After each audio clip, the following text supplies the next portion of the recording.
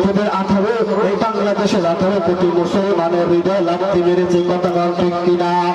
এরকম কাজ যদি কোনো মুসলমান করত, কিছুদিন আগে হিন্দুদের পূজা গেছে, এই পূজায় গিয়ে যদি কোনো মুসলমানের সন্তান একটা পুতুল ফেলাত, এই পূজায় গিয়ে যদি কোনো একটা পয়সা কথা তাদের নামে বলা হতো, তাহলে আজকে আমরা দেখতাম বাংলাদেশে হয়তো আগুন লেগে গেছে।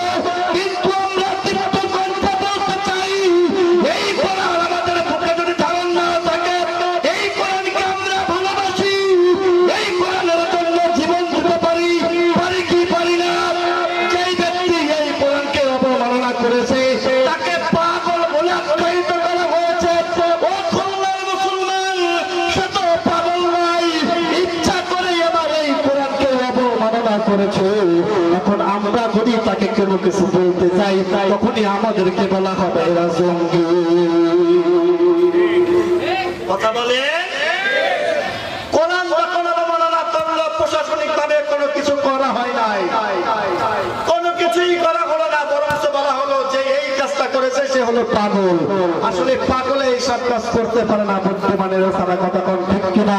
যারা কোরআনকে অবমাননা করেছে ও মানুষের উপর জানোয়ার ছাড়া অন্য কিছু না, কথা কোন ঠিক কিনা? আরে এই কোরআন তো মুসলমানদের হৃদয়ের স্পন্দন, এই কোরআন তো মুসলমানদের হৃদয়ের স্পন্দন। আর এই কোরআনকে অবমাননা করবে এটা বাংলার কোনো যুবকেরা সহ্য করতে পারবে না। আপনারা পারবেন?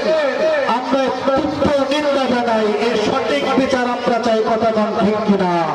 আমরা যা বলতেছিলাম, রাসূল আরবি সাল্লাল্লাহু আলাইহি সাল্লাম পৃথিবী থেকে চলে গেছেন, দুইটি জিনিস রেখে গেছেন, তার একটি হলো কোরআন, আরেকটি হলো নবীজির সুন্নাত।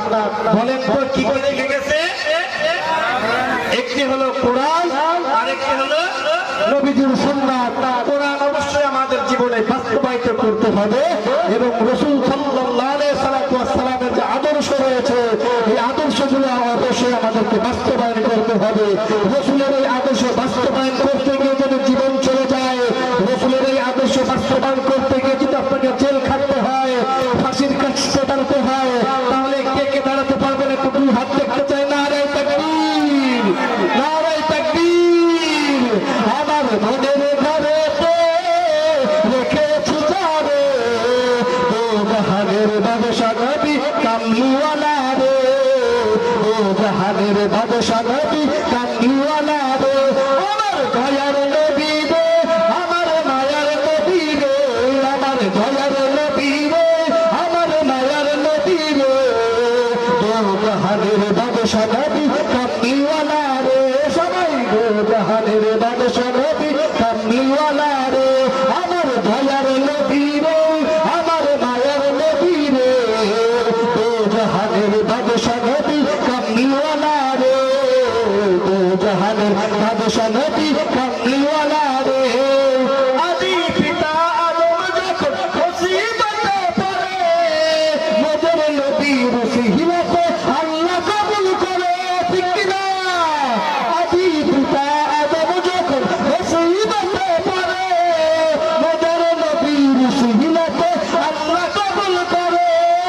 সফলতার বিচারতে, সফলতার বিচারতে পাশে করে, ও জাহানের বাদশা নবী কামলিওয়ালা রে, ও জাহানের বাদশা নবী কামলিওয়ালা রে। আমার মনের ঘরেতে রেখেছি যারে, ও জাহানের বাদশা নবী কামলিওয়ালা রে, ও জাহানের বাদশা নবী কামলিওয়ালা রে।